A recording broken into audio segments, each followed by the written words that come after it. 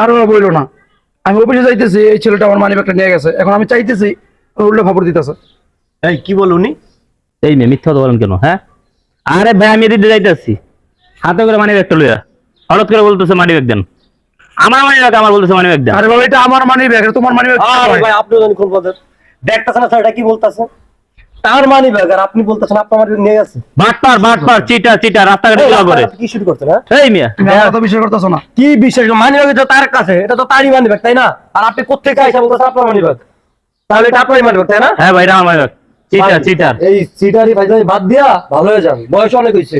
মানে আমি সিটার, আমি বাটপার। শোনেন মুরবি মানুষ, মানে আমার মানি ব্যাগটা তোমরা বেশি কথা কম জানতো, আবার খারাপ হইছে। যা আবার খারাপ যা যা।